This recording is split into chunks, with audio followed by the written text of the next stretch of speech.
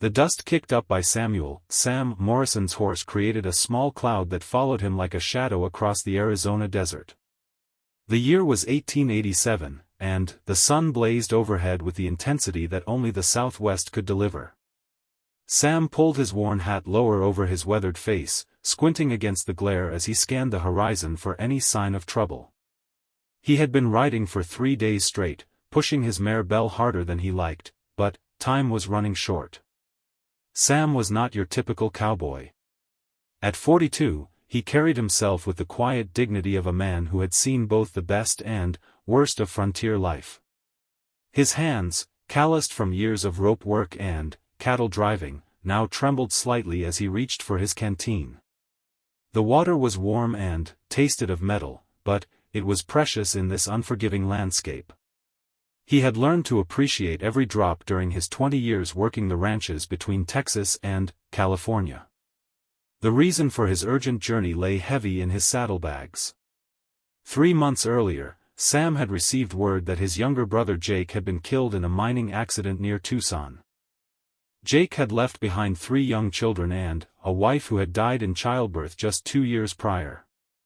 The children, ages 6, 8, and 10, were now living in a cramped orphanage, waiting for someone to claim them. Sam had sold everything he owned to make this trip, determined to bring his brother's children back to his small ranch in New Mexico. As Belle's hooves found their rhythm on the hard-packed earth, Sam's mind wandered to memories of Jake. His brother had always been the dreamer of the family, convinced that fortune awaited him in the gold and silver mines that dotted the territory. Sam had tried to talk him out of it, offering Jake work on his ranch, but his brother's eyes had held that familiar glint of adventure that no amount of practical wisdom could dim. Now, as Sam rode deeper into Apache territory, he couldn't help but feel responsible for his brother's fate. If he had been more insistent, if he had made Jake stay on the ranch, perhaps those 3 children would still have their father. The guilt gnawed at him like a persistent ache, making the already difficult journey feel like penance for his failure to protect his younger brother. The landscape around Sam began to change as afternoon approached. The flat desert gave way to rolling hills dotted with scrub brush and the occasional stands of mesquite trees. This was dangerous country, where Apache bands still moved freely despite the government's attempts to confine them to reservations. Sam checked his rifle, making sure it was loaded and within easy reach. He was a peaceful man by nature, but he understood the harsh realities of frontier life. As the sun began its descent toward the western mountains, Sam noticed something that made his blood run cold. Thin wisps of smoke were rising from a valley just ahead, and the acrid smell of burning wood carried on the desert wind. He urged Belle forward cautiously, his hand instinctively moving to rest on the butt of his Colt revolver. What he found when he crested the small hill took his breath away. Below him, a wagon train had been attacked. 3 covered wagons sat at odd angles, their canvas covers torn and smoldering. Bodies lay scattered in the dust, and Sam could see that the attackers had taken whatever supplies they could carry. The silence was absolute except for the whisper of wind through the destroyed camp. Sam dismounted and approached the scene carefully, his eyes scanning for any sign of life or continued danger. The attack appeared to be recent, perhaps within the last few hours. As he moved among the wreckage, he began to count the dead. 2 men, 1 woman, and what looked like an elderly couple. His heart sank as he realized there might be children among the victims. It was then that he heard it, a soft whimpering sound coming from beneath one of the overturned wagons. Sam rushed toward the sound and found a small girl, perhaps 7 years old, crouched in the shadows. She was dirty and frightened, but appeared to be unharmed. Her large brown eyes stared up at him with a mixture of terror and desperate hope. "It's all right, little one," Sam said softly, extending his hand. "I'm not going to hurt you." The girl shrank back initially, but something in Sam's gentle voice seemed to calm her. She spoke in a whisper so quiet he had to lean closer to hear her words. "They took my mama and papa," she said, tears streaming down her dust-covered cheeks. "The Apache men came and took them away. I hid like Papa told me to. Sam's heart broke for this child who had witnessed such horror. He gently coaxed her out from under the wagon and examined her for injuries. Apart from some scratches and bruises, she seemed physically unharmed, though the emotional trauma was clearly severe. "What's your name, sweetheart?" Sam asked, offering her water from his canteen. "Mary Elizabeth Carson," she replied, accepting the water gratefully. "We were going to California to start a new farm. Papa said there was good land there." Sam looked around the devastated camp and made a decision that would change his life forever. He couldn't leave this child alone in the desert, but taking her with him would complicate his mission to rescue his nephew and nieces. Still, there was no choice. He would not abandon a child in need. As he helped Mary gather a few personal belongings from the wreckage, Sam noticed something peculiar about the attack. The Apache had been selective in what they destroyed and what they left behind. Certain items seemed deliberately spared, almost as if the attackers had been looking for something specific. It was an observation that would prove significant in the days to come. "Can you ride a horse, Mary?" Sam asked, leading Belle closer to where the girl stood. She nodded, though her expression showed uncertainty. "Papa taught me on our old mare back home in Kansas." Sam helped her up onto Belle's back, then swung up behind her. The horse was strong enough to carry both of them, though it would mean traveling more slowly. As they rode away from the scene of destruction, Sam found himself wondering about the nature of the Apache attack.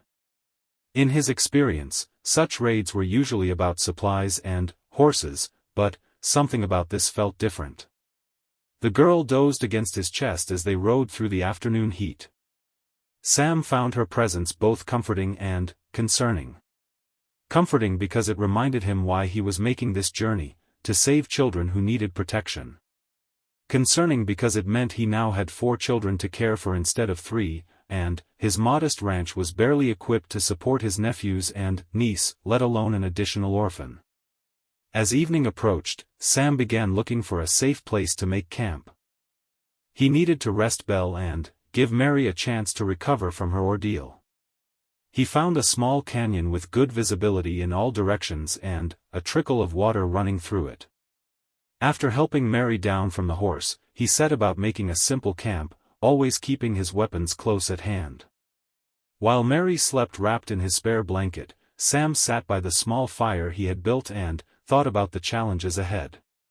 The orphanage where his brother's children waited was still 2 days' ride away, and now he had an additional responsibility. Mary had no family that he knew of, and taking her back to his ranch would stretch his limited resources to the breaking point. But, as he looked at the sleeping child, her face finally peaceful after the horrors she had endured, Sam knew he would find a way. He had always believed that when life presented you with a challenge, you rose to meet it. This situation was no different, even if it seemed overwhelming. The night passed quietly except for the distant call of coyotes and the whisper of wind through the canyon walls. Sam dozed fitfully, waking frequently to check on Mary and scan their surroundings for any sign of danger. When dawn broke, painting the eastern sky in shades of pink and gold, he felt more determined than ever to complete his mission. After a simple breakfast of hardtack and water, Sam helped Mary back onto Belle, and they resumed their journey. The girl seemed stronger in the morning light, and she even managed a small smile when Sam told her a funny story about one of his more stubborn bulls. It was a good sign that she was beginning to process her trauma and find some measure of hope. As they rode deeper into Apache territory, Sam couldn't shake the feeling that they were being watched.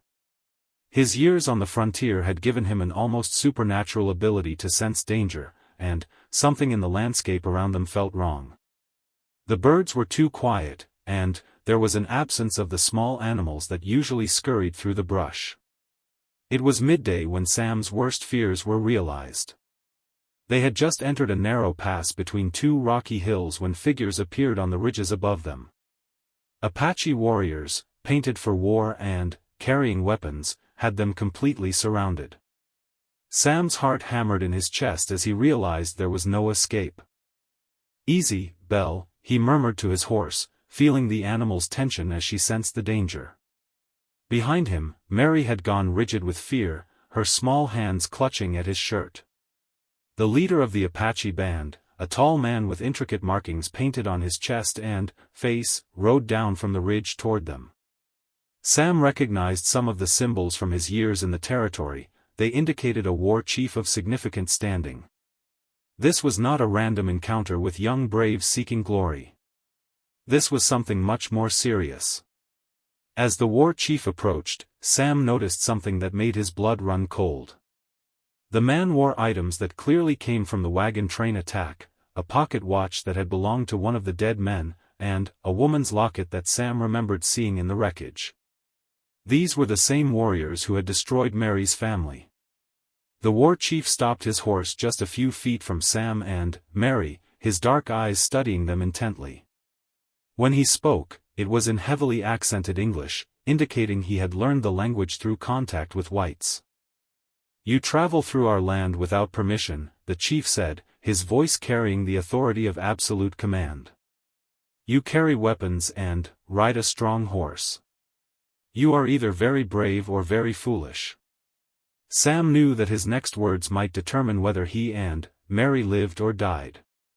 He had heard stories of Apache warriors who showed mercy to those who demonstrated courage or honor, but he had also heard stories of their legendary ruthlessness toward enemies. "I seek only safe passage," Sam replied, keeping his voice steady despite his fear. "I am traveling to claim my brother's children from the town ahead. They are orphans who need care." The war chief's expression didn't change, but Sam noticed several of the other warriors exchange glances. The mention of orphan children seemed to have some effect on them, though Sam couldn't tell if it was positive or negative. "You speak of children," the chief said.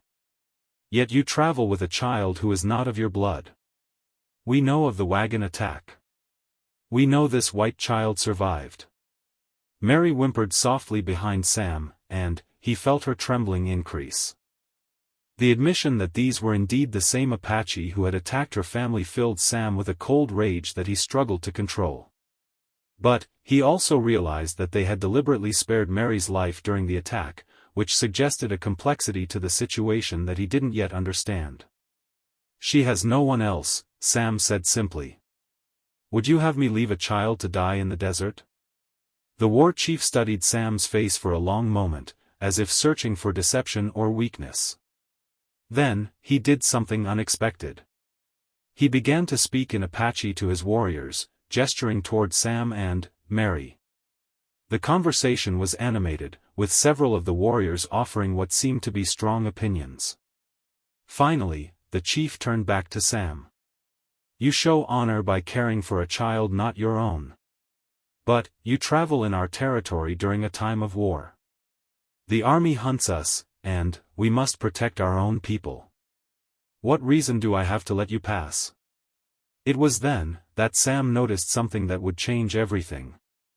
As the war chief spoke, Sam caught sight of markings on the man's horse, brands and symbols that were familiar to him from his years working cattle. But these weren't cattle brands. They were the kind of markings that were sometimes used to identify horses stolen from the army or from white settlements. More importantly, Sam recognized one particular symbol that made his heart race. It was the same marking he had seen on items in the destroyed wagon train, and it was the same symbol that his brother Jake had described in his last letter. Jake had written about Apache raiders who seemed to be targeting specific wagons and settlements, looking for something beyond the usual supplies and livestock. The realization hit Sam like a physical blow.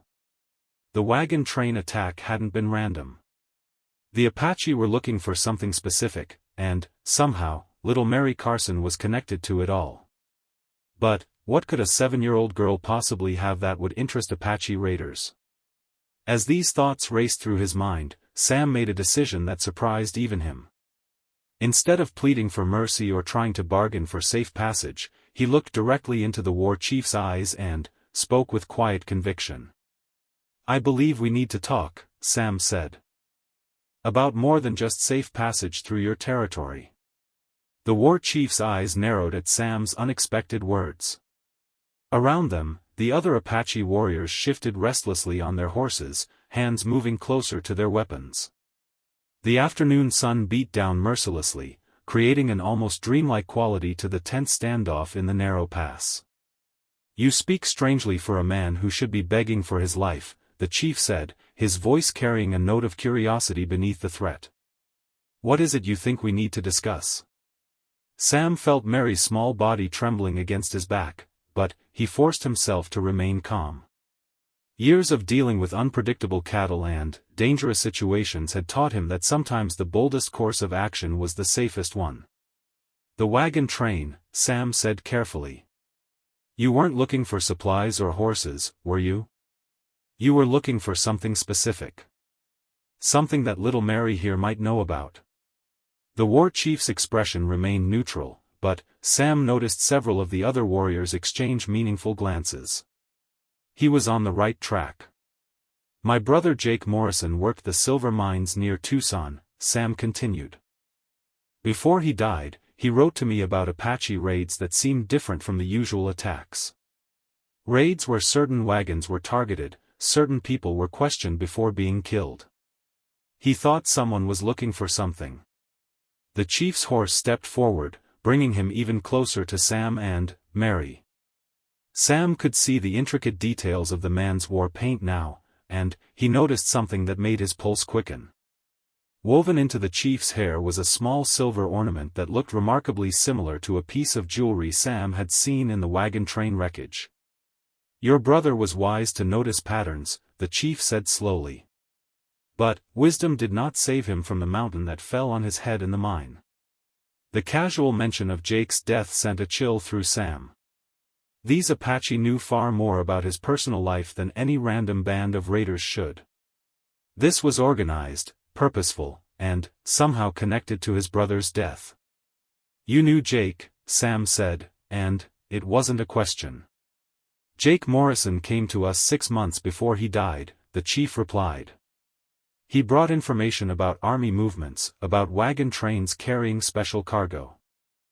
In exchange, we allowed him to work his mine in peace." Sam's world tilted on its axis. His brother had been working with the Apache, feeding them information about military and civilian movements through the territory. Jake, the dreamer who had always insisted he was destined for something greater than ranch work, had found his fortune not in silver, but in betraying his own people. "That's impossible," Sam said, though even as he spoke, he knew it wasn't. Jake had always been looking for angles, for ways to get ahead without doing the hard work. Jake would never. "Your brother was a practical man," the chief interrupted. He understood that the Apache could make his life very easy or very difficult. He chose the wise path. Behind Sam, Mary had gone completely still. He could feel her listening intently to every word, though he doubted she fully understood the implications of what was being revealed. "What does any of this have to do with Mary?" Sam asked. The chief's gaze shifted to the small girl pressed against Sam's back. When he spoke, his voice carried a weight that made Sam's stomach clench with dread. "The Carson family was carrying more than farming supplies to California," the chief said. "Jake Morrison told us they had a map, hidden among the girl's belongings. A map that shows the location of a cache of army weapons that disappeared during a raid last winter." Sam felt as though the ground was shifting beneath him. Mary's family hadn't just been innocent pioneers seeking a new life. They had been involved in whatever complex web of treachery his brother had helped weave. "A map," Sam repeated numbly. "The weapons were stolen from an army supply train by Apaches loyal to Geronimo," the chief explained. "But before they could be distributed to our warriors, the army recovered them. Or so they claimed. Jake Morrison discovered that the weapons were never returned to the army. They were hidden by corrupt soldiers who planned to sell them to the highest bidder." The pieces were starting to come together in Sam's mind, forming a picture so ugly he wished he could deny it. Jake had discovered a conspiracy involving stolen army weapons, and, somehow the Carson family had become involved. Mary, innocent little Mary, was carrying the key to a fortune in military hardware. "The map," Sam said quietly. "Where is it?" Before the chief could answer, Mary spoke for the first time since the Apache had surrounded them. Her voice was small but clear in the desert air. "It's in my doll," she whispered. Every warrior in the group turned to look at the little girl. Sam felt her shift behind him, reaching for something in the small bundle of belongings she had salvaged from the wagon train. When her hand emerged, she was holding a cloth doll, crudely made but obviously cherished. "Mama sewed something inside Betsy's tummy before we left Kansas," Mary said, her voice growing stronger as she spoke. "She said it was very important and that I should never let anyone take Betsy away from me, no matter what happened." The war chief's eyes fixed on the doll with an intensity that was almost frightening. "Give me the doll, child." "No," Sam said firmly, surprising himself with the strength in his voice. "She's been through enough. If there's a map in there, we'll get it out ourselves." The tension in the group ratcheted up another notch. Several warriors raised their weapons slightly, and Sam could feel the situation balanced on a knife's edge. But something in his protective stance toward Mary seemed to give the chief pause. "You would risk your life for a child who is not your blood?" the chief asked. "I would," Sam replied without hesitation. The chief studied Sam's face for a long moment, then made a gesture to his warriors. They lowered their weapons, but remained alert and ready. "Very well," the chief said. "But if the map is not in the doll, both of you will die." With trembling hands, Mary carefully examined her doll. Sam could see that there was indeed a small seam along the doll's stomach that had been recently opened and resewn. Mary's mother had hidden something inside, just as the girl had said. Mary carefully opened the seam and reached inside the doll's stuffing. After a moment of searching, she pulled out a small piece of oiled paper, folded multiple times to make it as compact as possible. Even from his position on horseback, Sam could see that it was covered with markings and symbols. The war chief extended his hand, but Mary looked up at Sam with questioning eyes. It was clear that she trusted him to make the decision about whether to hand over the map. Sam found himself facing an impossible choice. If he gave the chief the map, Mary would lose the only thing of value she possessed in the world. But, if he refused, both of them would likely die on the spot. There was also the larger question of what would happen if those stolen army weapons fell into Apache hands during a time of increasing tension between the government and the tribes. "Before we give you the map," Sam said carefully, "I want to know what happens to Mary and to my brother's children." The chief's expression suggested he wasn't used to having his demands questioned, but he seemed to respect Sam's concern for the children. "The girl has served her purpose," the chief said. "She may go with you. As for your brother's children, they are of no concern to us." "And, after you get the weapons?" Sam pressed. "What then? More raids on innocent families?" The chief's face darkened. "You speak of innocent families, but what of my people who were driven from their lands? What of Apache children who starve on the reservations your government has created? These weapons will help us protect ourselves." Sam understood the chief's anger and the desperation behind it, but he also knew that more violence would only lead to more suffering on both sides. The cycle would continue until everyone was dead or broken. "There might be another way," Sam said, the words coming out before he had fully formed the plan in his mind. "Speak," the chief commanded. "Jake was playing both sides," Sam said. "Giving information to you while staying friendly with the army. But, what if instead of stealing the weapons, we exposed the corruption? What if we revealed that army officers were planning to sell weapons illegally?" The chief's eyes sharpened with interest. "Continue." "The map shows where the weapons are hidden," Sam reasoned. "But, it also proves that army officers were involved in stealing them. If that information reached the right people in the territorial government, it would cause a scandal that might actually help your people. Corrupt officers would be removed, and there might be pressure for more honest negotiations about the reservations. It was a long shot, and Sam knew it. But it was also the only solution he could think of that didn't involve more bloodshed. "You ask me to trust white man's justice," the chief said skeptically. "I ask you to consider that revenge might not be the only path to justice," Sam replied. The standoff continued for several more tense minutes. Sam could feel sweat dripping down his back, and Mary had begun to cry quietly.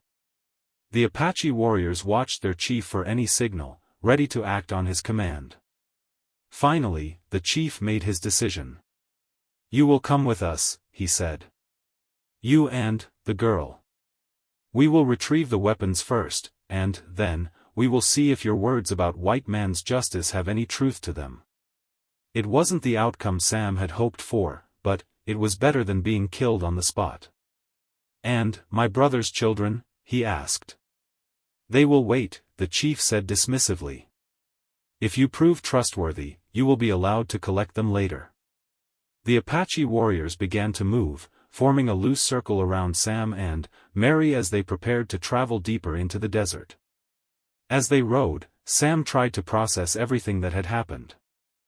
His simple mission to collect his orphaned nephews and niece had become something far more complex and dangerous. Mary rode silently in front of him, clutching her now empty doll. She had given up the most valuable thing she possessed, and Sam felt a surge of protective anger toward everyone who had put this child in such an impossible situation. Her parents, his brother Jake, the corrupt army officers, all of them had prioritized their own interests over the safety of an innocent little girl. As the afternoon wore on, Sam found himself riding beside the war chief. The man's name, he learned, was Nailnish, which meant he works in the Apache language. Despite the circumstances, Sam found himself developing a grudging respect for the chief's intelligence and leadership skills.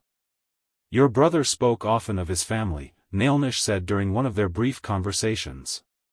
"He was proud of you, even though he chose a different path." "Jake always was good at talking," Sam replied bitterly. "He saved many Apache lives with his information," Nailnish continued. "Army patrols that would have found our camps, supply trains that would have carried weapons to our enemies. Your brother may have been a traitor to his own people, but he was a friend to mine." Sam didn't know how to respond to that. Jake's betrayal of army movements may have saved Apache lives, but it had also put innocent civilians at risk. The moral complexity of the situation was overwhelming. As evening approached, they reached a hidden canyon where the main Apache band was camped. Sam was surprised to see not just warriors, but entire families, women, children, and elderly people who were clearly refugees from the reservation system. These weren't savage raiders, but people trying to survive in an increasingly hostile world. Mary pressed closer to Sam as they rode through the camp. The Apache people stared at them with curiosity and suspicion, but there was no overt hostility. Children peeked out from behind their mothers' skirts, and Sam noticed that many of the adults looked thin and worn, as if they had been struggling with hunger and hardship. They were taken to a large wickiup in the center of the camp, where Nailnish dismounted and gestured for Sam and Mary to do the same. Inside the dwelling, an elderly woman was preparing food over a small fire. The smell of roasting meat made Sam realize how hungry he had become. "You will eat," Nailnish said. "Tomorrow we will retrieve the weapons. Tonight, you are guests." As they sat around the fire sharing a simple meal of roasted rabbit and wild onions, Sam found himself studying the faces of his captors. They weren't the bloodthirsty savages that frontier newspapers often described. They were human beings facing an impossible situation, trying to protect their families and preserve their way of life in a world that was changing too fast to comprehend. Mary, exhausted by the day's events, fell asleep curled up next to Sam. As he watched her peaceful face in the firelight, Sam made a silent promise that he would find a way to protect her, no matter what happened in the days ahead. Outside the wickiup, he could hear the sounds of a community settling down for the night, children being sung to sleep, adults speaking in quiet voices around their own fires, the distant call of a night bird. It was remarkably similar to the sounds he might have heard in any frontier town or ranch. "The girl reminds me of my own daughter," Nailnish said quietly, noticing Sam's protective posture. "She was taken during a raid on our village 3 years ago. Soldiers told us she would be educated in white schools, but we have never seen her since." The pain in the chief's voice was unmistakable, and Sam felt a stab of empathy for the man. Here was another father desperately trying to protect children in a world that seemed determined to tear families apart. "I'm sorry," Sam said, and he meant it. "Perhaps," Nailnish said, staring into the fire, "if your plan succeeds, there will be fewer children taken from their families. On both sides." As the night deepened and the camp grew quiet, Sam lay awake thinking about the complex web of loyalties and betrayals that had brought him to this moment.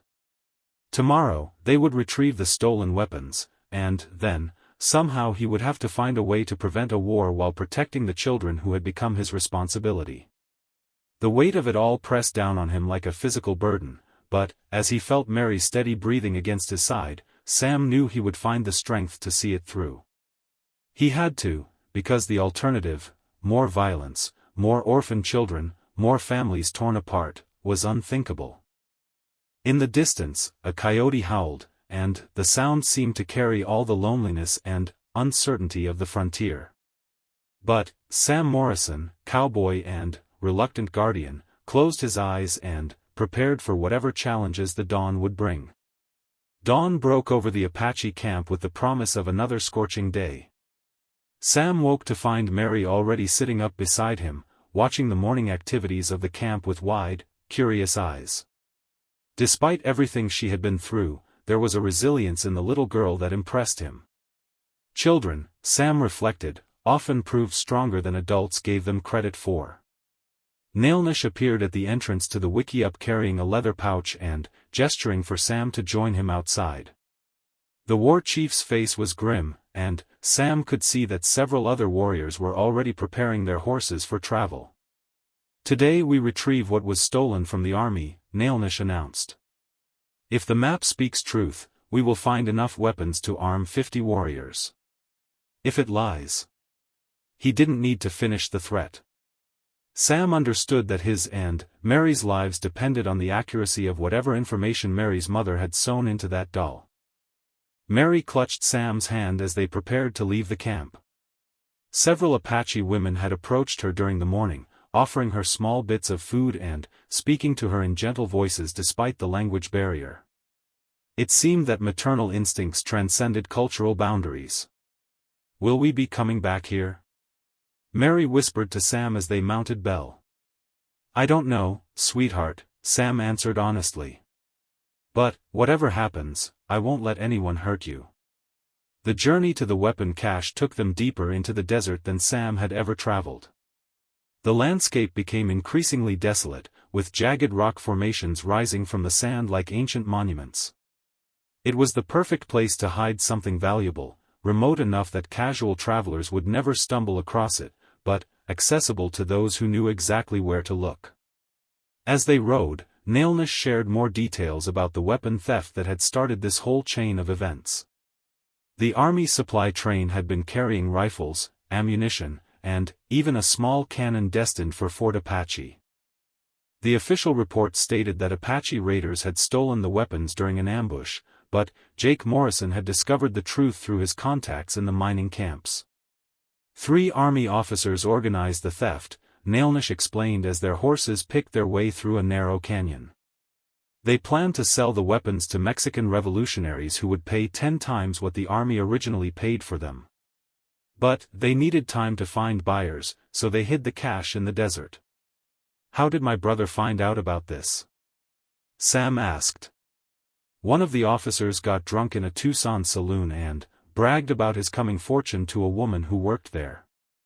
The woman was Apache, married to a white man but loyal to her people.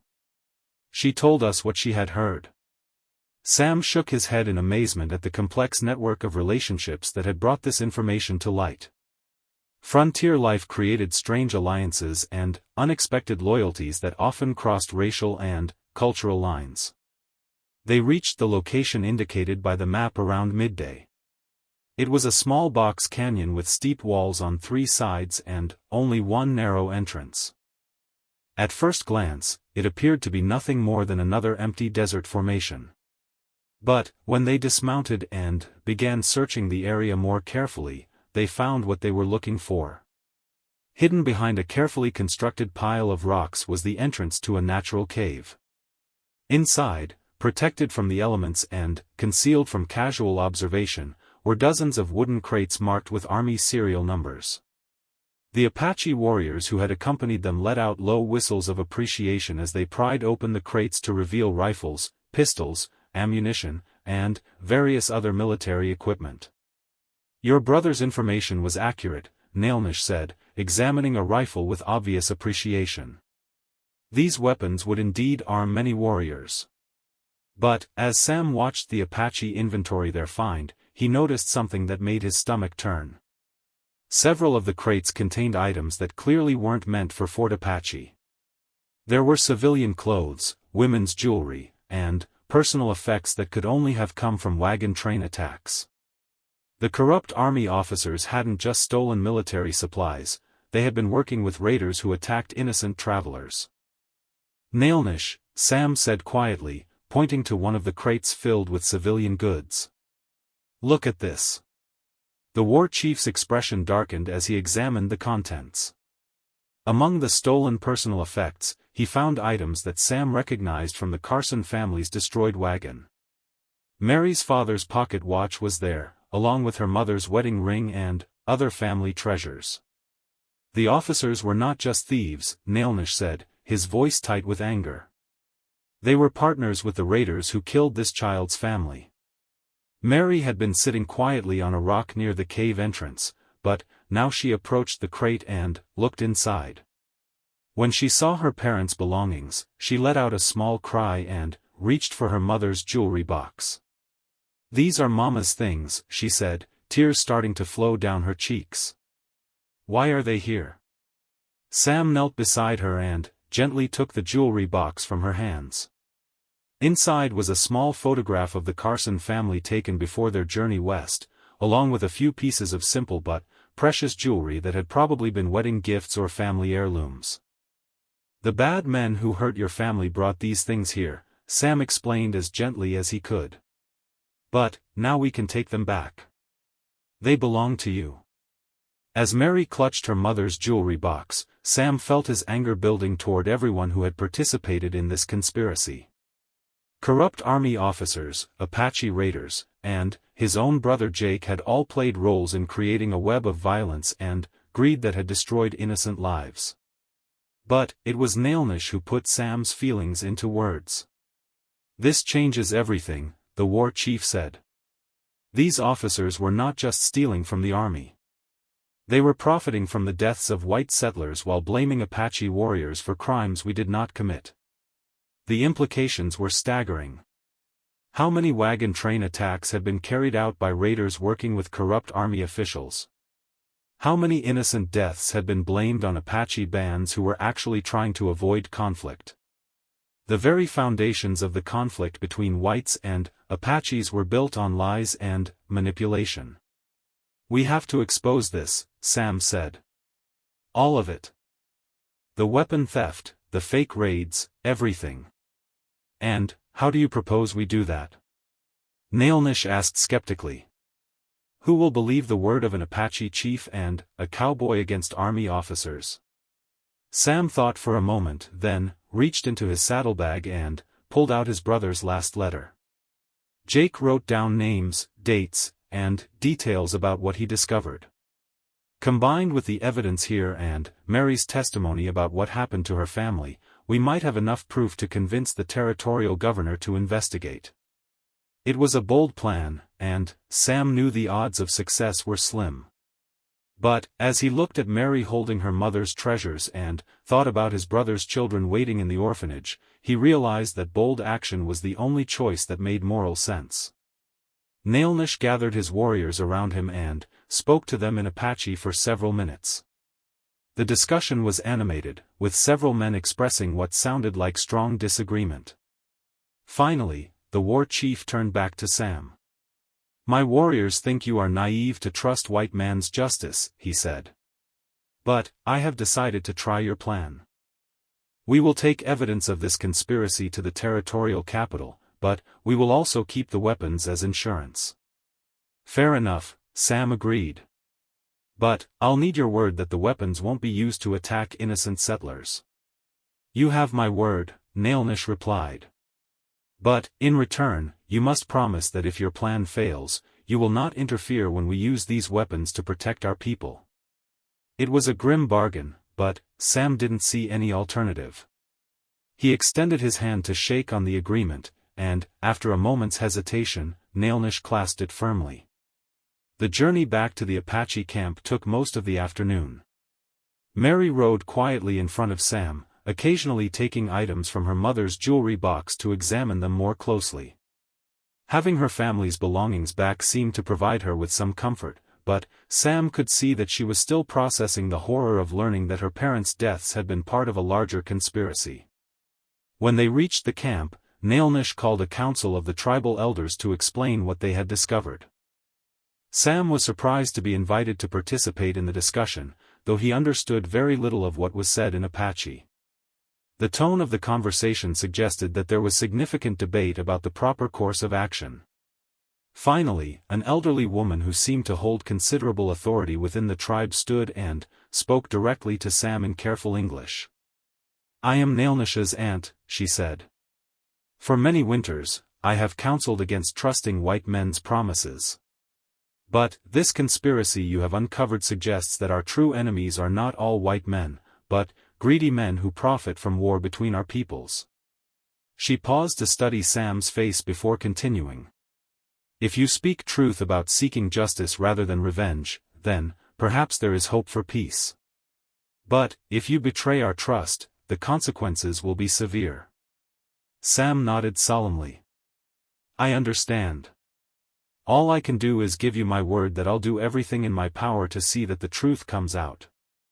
That evening, as the camp settled down for another night, Sam found himself sitting by a fire with Nailnish and several other Apache men. Mary had fallen asleep wrapped in a blanket that one of the women had given her, and Sam found himself able to speak more freely about the challenges they faced. "Even if we expose the conspiracy," Sam said, "it won't bring back the people who died. It won't return your daughter to you, and it won't give Mary her parents back." "No," Nailnish agreed quietly. "But, it might prevent other children from becoming orphans. And, perhaps it will create space for honest negotiations between our peoples." "What would honest negotiations look like?" Sam asked. Nailnish stared into the fire for a long moment before answering. "Fair boundaries, respected treaties, and the right to live according to our traditional ways without interference. We do not ask for all the land back, but we ask for enough to survive as a people." It seemed like such a reasonable request that Sam felt ashamed of his government's failure to honor previous agreements. The Apache weren't asking for the impossible, just for basic human dignity and the right to exist. "When we reach the territorial capital," Sam said, "you should be the one to tell the governor what your people need. Not me, not some army officer, but you. You would vouch for my character to white authorities?" Nailnish asked, clearly surprised. "I would," Sam said without hesitation. "You've shown more honor in the past 2 days than most men show in a lifetime." The next morning brought news that changed their plans dramatically. A young Apache scout rode into camp with word that army patrols were converging on the area. Apparently, someone had noticed Sam's deviation from his planned route to the orphanage and had reported his possible capture by hostile Indians. "We must move quickly," Nailnish announced as the camp began breaking down with practiced efficiency. The soldiers will search every canyon within 50 miles. If they find the weapon cache or discover our involvement in this conspiracy, they will use it as an excuse to attack our families. Sam realized that their mission had become even more urgent. They needed to reach the territorial capital and present their evidence before the army had a chance to suppress the truth or eliminate witnesses. How far to Santa Fe? Sam asked. 3 days hard riding, Nailnish replied.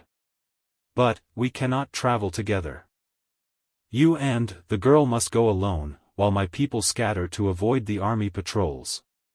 The thought of traveling alone through hostile territory with Mary was terrifying, but Sam knew it was their best chance.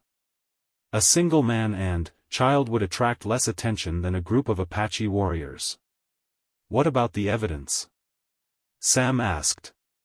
Nailnish handed him a parfleche bag containing several of the stolen items from the weapon cache, along with Jake's letter and a detailed account that the chief had written of the conspiracy. Guard this with your life, he said. It may be the only chance for justice.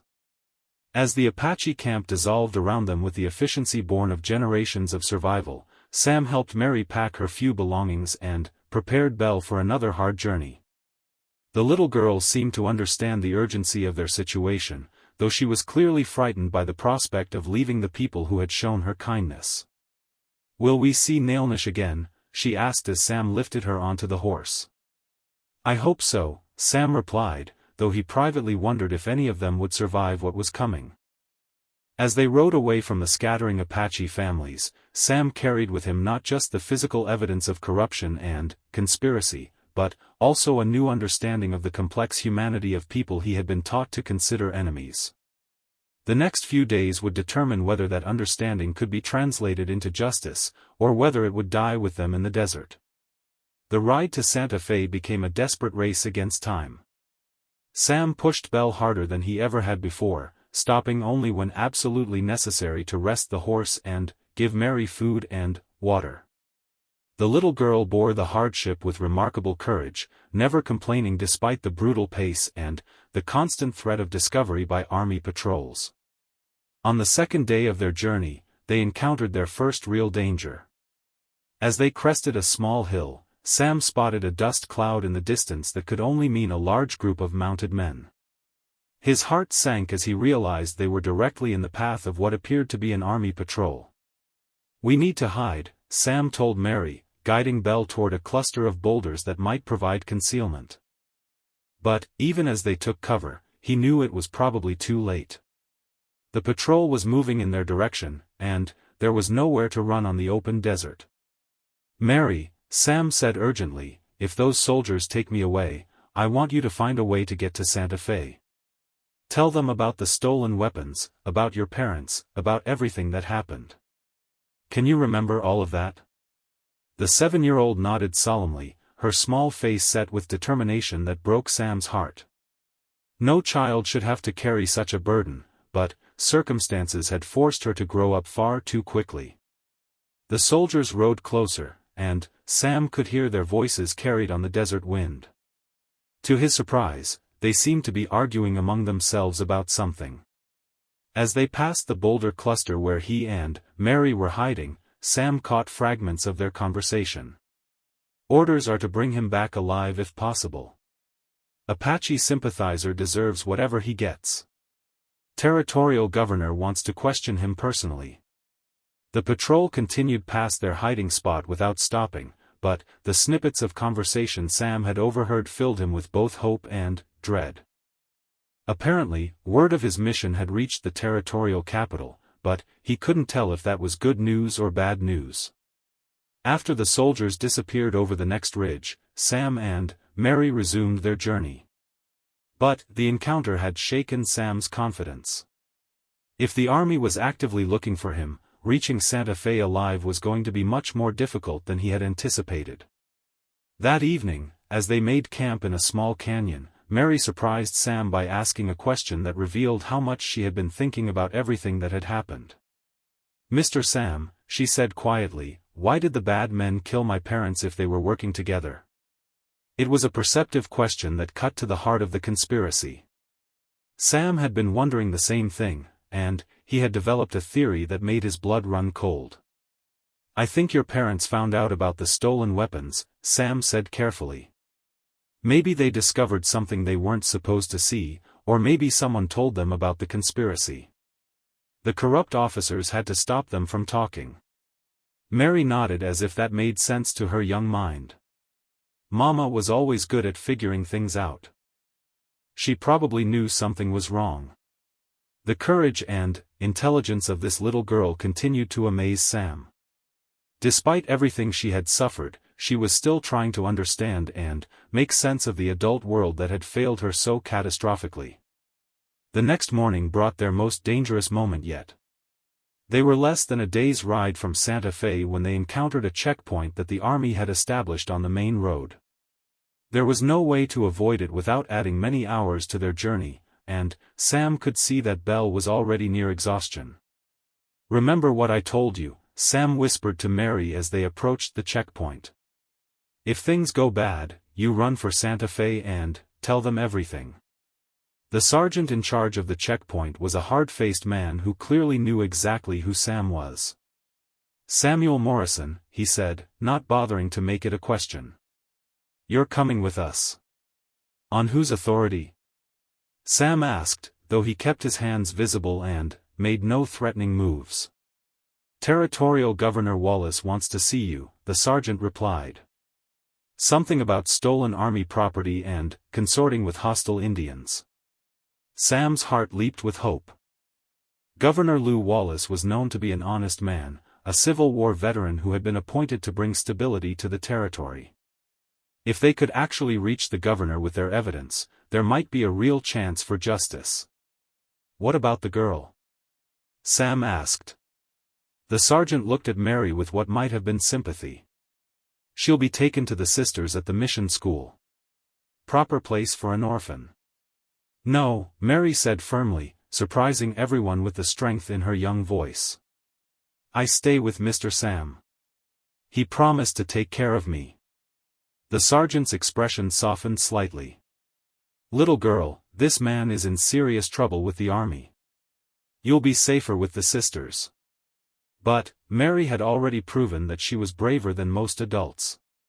She slipped down from Belle's back and walked directly to the sergeant, looking up at him with the same determination that had helped her survive the wagon train attack.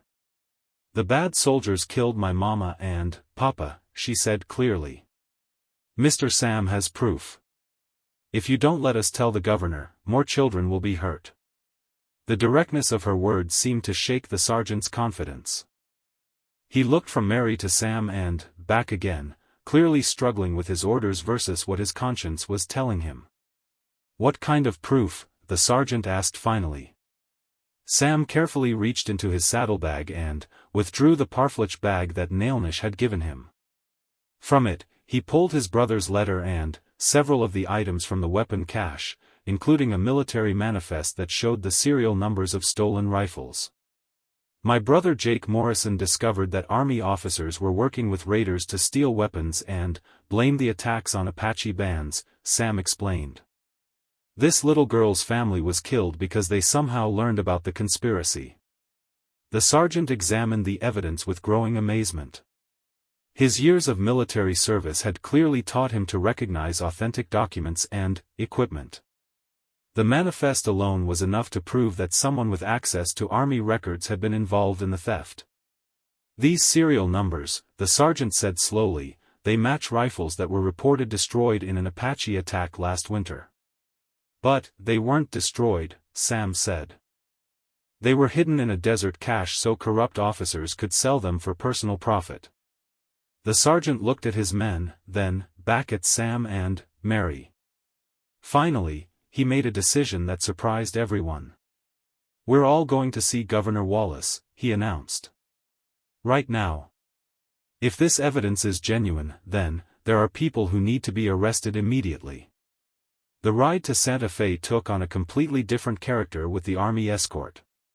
Instead of being prisoners, Sam and Mary found themselves being protected witnesses. The sergeant, whose name was Patrick O'Malley, had served with honor in the Civil War and was disgusted by the idea of soldiers profiting from the blood of civilians.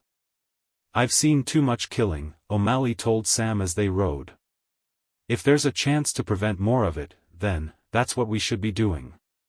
When they reached the territorial capital, Sam was amazed by the speed with which Governor Wallace responded to their request for an audience. Within 2 hours of their arrival, they found themselves in the governor's office, laying out their evidence on his desk. Governor Wallace was a tall, distinguished man with keen eyes that missed nothing. He examined each piece of evidence carefully, asking detailed questions about how it had been obtained and what it proved. When Mary told her story about the wagon train attack and finding her parents' belongings in the weapon cache, the governor's expression grew thunderous. "Sergeant O'Malley," the governor said finally, "I want those 3 officers arrested immediately. And I want every man who served under them questioned about their knowledge of this conspiracy." "Yes, sir," O'Malley replied. "What about the Apache chief who helped uncover this?" Wallace thought for a moment. "Send word to Nailnish that he and his people are under territorial protection. I want to speak with him personally about establishing a formal agreement that recognizes his band's right to remain in the area." Sam felt a surge of hope. Perhaps Nailnish's dream of honest negotiations was actually possible. But, even as the wheels of justice began to turn, Sam knew that his personal mission was far from over. Mary was still an orphan with nowhere to go, and his brother's children were still waiting in the Tucson orphanage. "Governor," Sam said, "I have 3 more children to collect from Tucson. My brother's kids. Is it safe for me to travel there now?" "I'll provide you with an escort," Wallace replied. "And I'll send word ahead to have the children ready for immediate departure. After what you've done here, it's the least I can do." 2 weeks later, Sam found himself back at his ranch in New Mexico, but his life had been transformed beyond recognition. Mary had officially become his ward, and Jake's 3 children, Tommy, age 10, Sarah, age 8, and little Beth, age 6, had joined their makeshift family. The ranch that had once seemed barely adequate for one man now bustled with the energy of 4 children who were slowly learning to trust again after their losses. Sam had used the reward money from the territorial government to expand the house and hire a schoolteacher for the area, ensuring that all the children would receive proper education. Mary had adapted to ranch life with remarkable resilience. She helped care for the younger children and showed a natural talent for working with horses. Sometimes Sam would catch her talking to her doll Betsy, telling it about their new life and how different it was from the tragedy that had brought them together. The Apache situation had stabilized as well. Nailnish and his band had been granted legal status as territorial residents, with guaranteed rights to their traditional hunting and gathering areas. The chief had kept his word about using the recovered weapons only for defense, and, gradually, trust was being built between his people and the surrounding white communities. Governor Wallace had made good on his promise to pursue justice. The 3 corrupt army officers were convicted and sentenced to prison, along with several civilians who had been part of the conspiracy. The trials had revealed a web of corruption that reached much higher than anyone had initially suspected, leading to reforms in how the army managed supply chains and interacted with territorial authorities. But, perhaps most importantly, the truth about the fake Apache raids had been revealed, helping to reduce tensions between whites and Indians throughout the territory. It wasn't perfect peace, too much blood had been spilled for that, but it was a beginning. On a warm evening 6 months after their return to the ranch, Sam sat on his porch watching the 4 children play in the yard. Mary was teaching Tommy to braid rope, while Sarah and Beth chased fireflies in the gathering dusk. The sound of their laughter filled the air with a joy that Sam had never imagined his quiet ranch could contain. "Mr. Sam," Mary said, running up to the porch with a firefly cup gently in her hands, "look what I caught." Sam examined the tiny insect glowing in her palms. "That's beautiful, sweetheart. But, you know fireflies need to be free to find their families, don't you?" Mary nodded solemnly and opened her hands, watching with delight as the firefly rose into the darkening sky. "Like us," she said quietly. "We needed to find our family too." As Sam watched the firefly disappear into the night, he reflected on the strange journey that had brought them all together. He had started out as a simple cowboy trying to rescue his brother's children, but, somewhere along the way, he had discovered that family wasn't just about blood relationships. It was about people who chose to care for each other despite the hardships and dangers of the world. The 4 children who now called his ranch home were connected to him not by genetics, but by something stronger: shared survival, mutual loyalty, and the kind of love that grows from facing challenges together. They had all been marked by tragedy, but those marks had made them stronger rather than breaking them. Years later, when Mary was grown and had children of her own, she would tell them about the cowboy who had rescued her from the desert and taught her that families could be created through choice and love rather than just birth. She would tell them about an Apache chief named Nailnish who had shown that enemies could become allies when they found common ground in protecting children. And she would tell them about the importance of standing up for truth and justice, even when it was dangerous and difficult, because sometimes one person's courage could change the course of history for countless others. The ranch that Sam Morrison had built became known throughout the territory as a place where orphaned and abandoned children could find safety and a new start in life. Over the years, dozens of children would pass through its doors, each carrying their own stories of loss and survival, each finding in Sam and his growing family the love and stability they needed to heal and grow. The cowboy who had once lived alone with only his cattle and horses for company had discovered that the greatest adventure of all was the simple act of opening your heart to others and choosing to care for them no matter what challenges that choice might bring.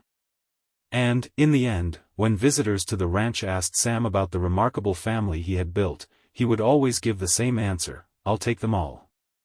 Every child who needs a home, every person who needs a chance, every soul who just needs someone to believe in them." Because that's what family really means.